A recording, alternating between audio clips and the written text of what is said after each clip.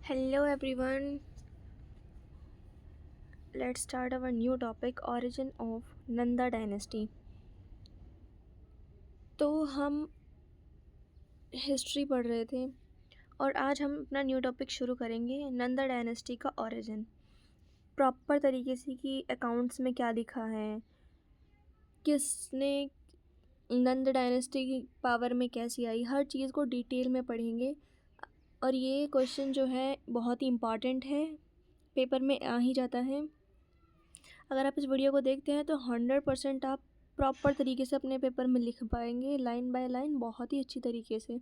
तो कहीं मत जाइए और वीडियो को एंड तक देखिए। तो लेट्स स्टार्ट कि नंदा डायनेस्टी का ओरिजिन कैसे हुआ।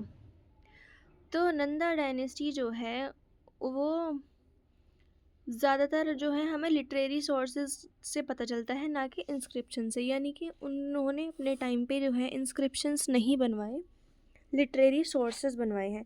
अगर आपको डिटेल में जानना है कि इंस्क्रिप्शंस क्या होते हैं तो मैंने स्टार्टिंग वाली वीडियो बनाई है, सोर्सेज ऑफ एंशियंट हिस्ट्री, वहाँ से आप देख सकते हैं। मैंने डिटेल में एक्सप्लेन किया है वहाँ पे। डिफरेंट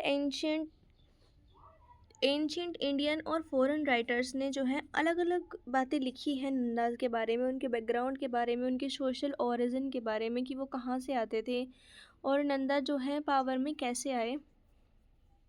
और ये ही कंपैरिजन हमें हेल्प करता है ये समझने के लिए कि नंदा डायनेस्टी का नेचर क्या था, कैसे जो है वो पावर में आई। तो ये सब अब हम पढ़ेंगे कि क्या, कौन इसके बारे में क्या कहता है। तो जो हमारे पुराण हैं, खासकर विष्णु पुराण, भगवत पुराण और मत्स्य पुराण, वो सबसे ज़्यादा डिटेल में डिटेल्स जो है प्रोवाइड करते हैं नंदा डायनेस्टी के बारे में। उनका कहना है कि महापद्म नंदन जो है फाउंडर थे नंद डायनेस्टी के। उनको डिस्क्राइब किया गया है कि एक शूद्र वुमेन से जो है इनका जन्म हुआ था, इसलिए इनको अधार्मिक बोला गया है। क्योंकि जो ये ब्राह्मणिकल जो टेक्स्ट हैं ये किसने लिखे हैं, ब्राह्मण्स ने लिखे हैं। और ब्राह्मण्स जो थे वो बहुत ही कट्टरवादी थे उस टाइम पे। तो जैसे कि शूद्र वुमेन से जो है पैदा हुए थे, तो इन्होंने उसके बारे में जो है कुछ ऑर्थोडॉक्स होकर चीज़ें लिखी हैं। पुराणों ने उनको उग्रनंद बोला है क्योंकि उनका जो रूल था वो बहुत ही ज़्यादा हार्श रूल था, ऑटोक्रेटिक रूल था। उन्होंने अपनी पुराणों में जो है ब्राह्मण्स ने लिखा है कि वो डिस्ट्रक्शन थे ओल्ड क्षत्रिय के। और ये ऐसा बोला जाता है कि उन्होंने, नंद ने जो है बहुत से क्षत्रियों को मारा था, इसलिए उसे क्या बोलते हैं, इकारत, सोल रूलर। पुराणिक व्यू जो है वो सोशली बायस है और हिस्टोरिकली जो है वैल्यूएबल भी है, क्योंकि सबसे ज़्यादा ट्रू हाइलाइट्स जो है नंदा रूल के बारे में किसने डाला है, पुराणों ने ही डाला है। सबसे ज़्यादा इन्फॉर्मेशन हमें पुराण से ही मिलती है। लेकिन कहते हैं कि जो ये पुराणिक व्यू है ये बायस है, क्योंकि ये ऑर्थोडॉक्स ब्राह्मण्स ने लिखा हुआ है।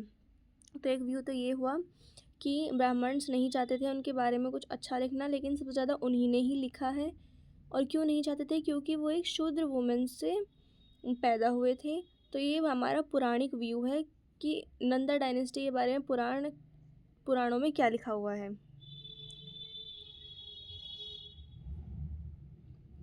बुद्धिस्ट सोर्सेज, अब बुद्धास के जो टेक्स्ट हैं महावास्मा और दीपवामसा, इनके बारे में न्यूट्रल व्यू है। इन्होंने न्यूट्रल व्यू रखा है अपना नंद डायनेस्टी के बारे में। उन्होंने एक्सेप्ट किया है कि जो महापद्म नंदन है वो मगध के रूलर थे और उसके पास इमेंस यानी कि बहुत हद से ज़्यादा पैसा था, बहुत ही ज़्यादा पावरफुल आर्मी थी। बुद्धिस्ट राइटर ने जो है क्रिटिसाइज़ किया है नंदा फैमिली को ऑपरेशन के लिए। ऑपरेशन मीन्स होता है कि मतलब दबाना, दूसरों को दबाना। बहुत ही ज़्यादा उन्होंने हैवी टैक्सेस रखे थे, लेकिन कास्ट ओरिजिन के बारे में उन्होंने कुछ भी नहीं लिखा है अपने सोर्सेज में।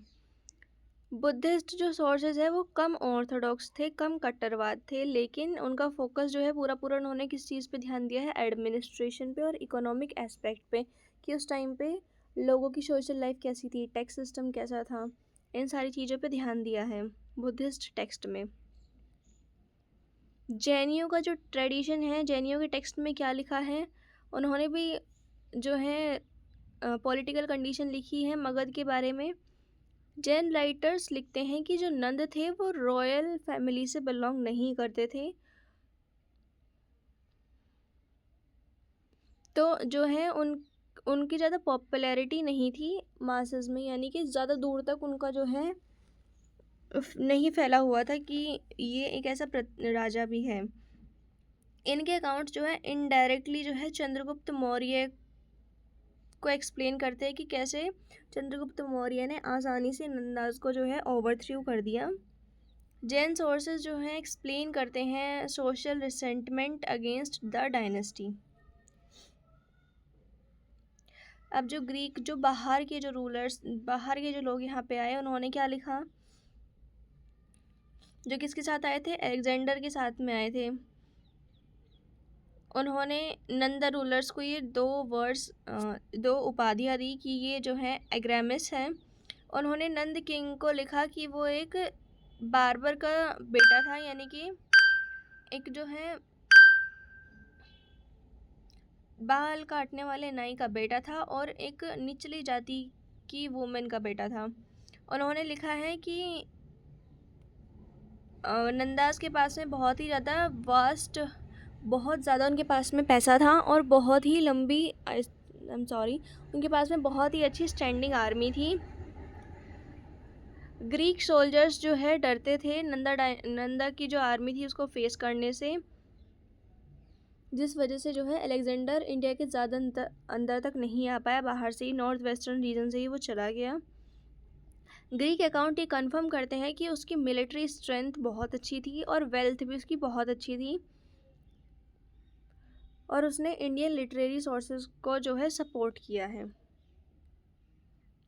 मॉडर्न हिस्टोरियंस का क्या व्यू है इस बारे में, तो आर.एस. शर्मा और रोमिला थापर ने ऐसे व्यूज़ रखे हैं नंदास के लिए कि ये एक रिज़ल्ट है इकोनॉमिक एक्सपेंशन का, मोनेटाइजेशन का और इम्प्रूव्ड टैक्सेशन का। वर्ण रिजिडिटी को जो है यहाँ पे डिक्लाइन करने का साइन दिखाया गया है कि एक इम्पॉर्टेंट स्टेज थी जब हमारे देश से जो है मोनार्की का जो है इवोल्यूशन स्टार्ट हो गया था। मॉडर्न हिस्टोरियन जो है बायस नहीं है, रिलीजियंस फ्री है और एनालिटिकल इंटरप्रेशन ये नहीं देते हैं। कंक्लूज़न ये है कि ये कंपैरेटिव स्टडी है पुराणों की, बुद्धों की, जैनियों की, ग्रीक की और मॉडर्न हिस्टोरिकल व्यू जो है ये क्लियरली बताते हैं नंदा डायनेस्टी जो है अपने कैपेबिलिटी के आधार पर जो है वो इमर्ज हुई, ना कि बर्थ के आधार पर। सोशल क्रिटिसिज्म के बाद भी जो नंदास की जो स्ट्रेंथ है वो पॉलिटिकली और इकोनॉमिकली वो बहुत ही ज़्यादा पावरफुल थे, जो उन्हें जो है एक बहुत ही ज़्यादा क्रूशियल लिंक प्रोवाइड करते हैं शिशुनाग के और मौर्यंस के बीच में। तो हमने जो है आज सारे व्यू, अब तक जो है टोटल सारे व्यूज़ हम पढ़ चुके हैं। अगर पेपर में क्वेश्चन आता है कि क्या व्यूज़ है नंदा डायनेस्टी के बारे में, पुराणों का व्यू बताओ या फिर आजकल मॉडर्न हिस्टोरियंस का, तो ये हम सारे पढ़ चुके हैं। अच्छे से आप इनको लर्न कर लीजिएगा, एक बार और रिवाइज कर लीजिएगा, आप इन्हें प्रॉपर तरीके से लिख पाएंगे। लास्ट लाइन हम अपने क्वेश्चन में ये लिख के ख़त्म कर सकते हैं कि इतना क्रिटिसाइज़ होने के बाद भी ऑर्थोडॉक्स सोर्सेज से नंदास जो है यूनिवर्सली एक्नॉलेज किए जाते हैं, जाने जाते हैं कि वो बिल्डर्स थे पावरफुल सेंट्रलाइज स्टेट्स के इंडिया इन एंशियंट।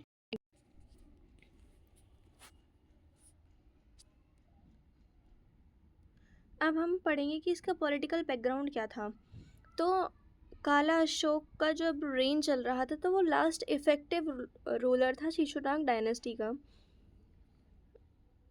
उसके बाद में जो है जितने भी रूलर्स हुए वो इतने जो है काबिल रूलर्स नहीं थे। जो सक्सेसर्स थे आगे आने वाले वो बहुत ही ज़्यादा वीक थे, जिसकी वजह से जो है एडमिनिस्ट्रेशन जो है करप्ट हो गया।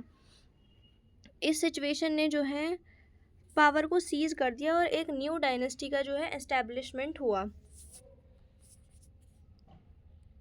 फाउंडर कौन थे इस डायनेस्टी के? तो पुराणों के अकॉर्डिंग महापद्मनंदन जो है नंदा डायनेस्टी के फाउंडर थे।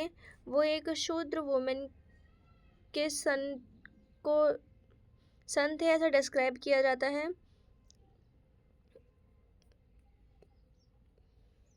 बुद्धिस्ट और जैन रिसोर्सेज भी ये जो है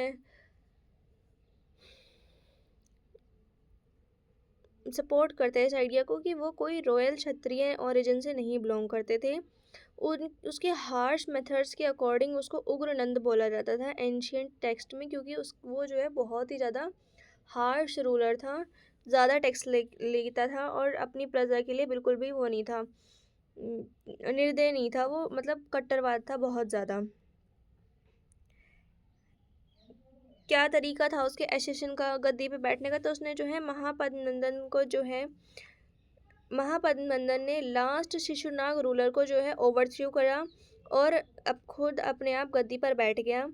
उसका एसेशन जो है वो हेरिडिटी पे नहीं बल्कि मिलिट्री की स्ट्रेंथ पर बेस्ड था। मैं बताती हूँ क्या है कि जो मगध की आर्मी थी, जब शिशुनाग डायनेस्टी का जो है रूल था, तब वो आर्मी में था। उसने देखा कि पहले क्या होती है, कैसी चीज़ें होती हैं। उसके बाद में वो जो है चीफ बन गया आर्मी के अंदर, और उसके बाद में उसने देखा कि भाई, जब उसने देखा कि भाई ये तो बेकार है, इनसे तो रूल हो ही नहीं रहा है, एबल मतलब ये काबिल नहीं है। उसके बाद में उसने देखा कि सारी आर्मी भी मेरी बात सुन रही है, तो उसने क्या किया, आर्मी को अपने सपोर्ट में लिया और जो शिशुनाग डायनेस्टी का जो लास्ट रूलर था उसको ओवरथ्रू करके बाहर फेंक दिया और खुद जो है गद्दी पर बैठ गया।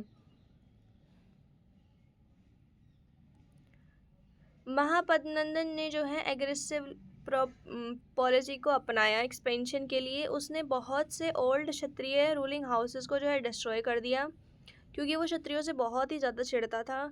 उसने मगध को जो है और बढ़ाया। जितने भी रूलर्स हुए हैं, ये अजातशत्रु और बिंबिसार, जितना भी हुआ, सबने मगध को आगे जो है एक्सटेंड करने का सबने यही काम किया है। जो पुराण है उन्होंने इकारत जो है उसको एक उपाधि दी है। नंद रूल का नेचर कैसा था? तो नंदास जो है वो बहुत ही ज़्यादा सेंट्रलाइज एडमिनिस्ट्रेशन जो है उनका काम करता था। एक बहुत ही ह्यूज स्टैंडिंग आर्मी थी उनकी, एनॉर्मस वेल्थ था उनके पास में, बहुत ज़्यादा पैसा, क्योंकि उनके पास में वो बहुत ज़्यादा टैक्स लगाते थे, जिसने बाद में जो है ग्रीस लोग थे उनकी अटेंशन ली, और अलेक्जेंडर इन्वेंशन के टाइम पे।